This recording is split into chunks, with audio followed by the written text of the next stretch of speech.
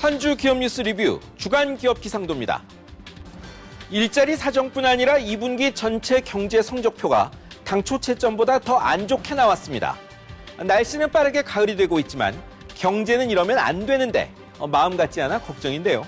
그러면 맑고 흐린 기업 찾아 출발합니다. 먼저 신한금융그룹입니다. 업계 6위 생명보험사 사들여 금융그룹 1위 자리 되찾았습니다. 2조 3천억 원짜리 오렌지생명 인수계약이 지난주 있었습니다. 은행, 카드에 편중된 사업을 보험 쪽으로 더 늘리는 겁니다. 절차 남아있지만 인수 끝나면 그룹 자산이 480조 원대, 460조 원대로 현 1위인 KB금융을 제치게 됩니다. 이익 규모도 그럴 전망입니다. 사실 상위 3개 금융그룹 덩치 차이가 그리 크진 않아 언제든 역전될 수 있습니다. 덩치보다 내실로 1등하는 게 더 중요합니다. 다음은 GS건설입니다. 이 회사 아파트 브랜드 자이가 전통의 1위 레미안을 제쳤다는 소식입니다. 브랜드 가치 평가사 브랜드스탁 집계인데요. 이 평가에서 2000년 이후 삼성물산의 레미안이 1위를 놓친 적이 없었답니다. 그런데 8월 평가에선 GS자이가 처음 1등 올랐습니다. 자이가 848점, 레미안이 846.9점, 간발의 차이였습니다. 자이는 상승세, 레미안은 신규 수주 부진의 하락세란 평가도 곁들여졌습니다. 다만 브랜드 1등에 걸맞게 부실공사도 없어야 자리 지킬 수 있을 겁니다. 이제 흐린 기업입니다. 또 한진그룹 올라왔습니다. 진에어 신규 노선 제안, 국세청 특별세무조사 소식 전해드렸는데 이번엔 경찰 압수수색입니다. 이번 압수수색은 그간 진행되어 온 수사의 일환입니다. 조양호 회장집 경비원들 월급, 비용을 왜 회사 돈으로 줬냐는 거죠. 영상으로 폭로된 부인 이명희 씨의 자택 직원 상대 갑질과는 별개입니다. 돈 낸 회사는 총수 지배구조의 축 정석기업인데 회사 대표는 이미 입건됐고 조 회장도 곧 불려갈 판입니다. 물벼락 갑질로 시작된 이 사태, 끝을 모르겠습니다만 경영 현장보다 검경 포토라인에서 더 자주 보는 기업인 참 난감합니다. 다음엔 현대자동차, KT입니다. 함께 묶일 일 별로 없는 회사들인데 왜 함께 나왔을까요? 갑질 1등 기업이어서입니다. 자유한국당 김성원 의원실이 낸 자료인데요.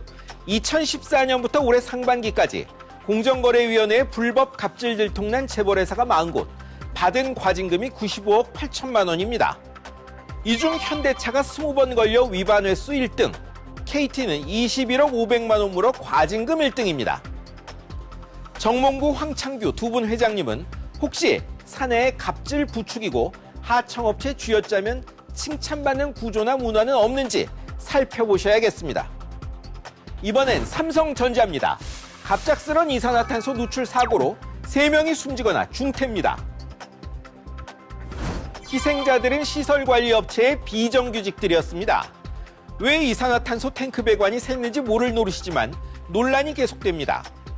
사고 나면 바로 119에 신고해야지 삼성 주장대로 소방서 담당 부서에 연락하면 되는 건지 산업안전법상 신고 의무가 발생하는 중대재해가 사람이 크게 다쳤을 땐 아니고 꼭 죽어야 하는 것인지가 논란인 겁니다.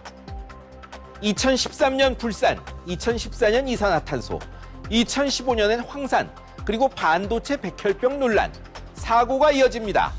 안전도 1등하는 삼성전자를 보고 싶습니다. 이재용 부회장님. 다음도 위기의 1등 SK텔레콤입니다. 50%를 넘던 점유율이 이제 40%에 다가서고 있습니다. 2000년 이 회사의 신세기 통신 인수 때 점유율 56.9%, 공정거래위원회는 50% 이하로 낮추라고 요구할 정도였습니다. 그런데 2015년 3월 50%가 깨지더니 7월 기준 41.9%, 하락 속도가 점점 빨라집니다. 20%를 넘긴 LG U+의 약진과 알뜰폰 확대, 거기에 돈 안 되는 가입자 정리의 영향도 있는 것 같습니다. 그렇다고 계속 떨어지라는 법은 없습니다. 내년 5세대 통신 상용화와 함께 판도는 다시 한번 요동칠 테니까요. 정부가 시장을 이기기는 참 어렵습니다. 당장 집값 문제를 보면 알 수 있는데요.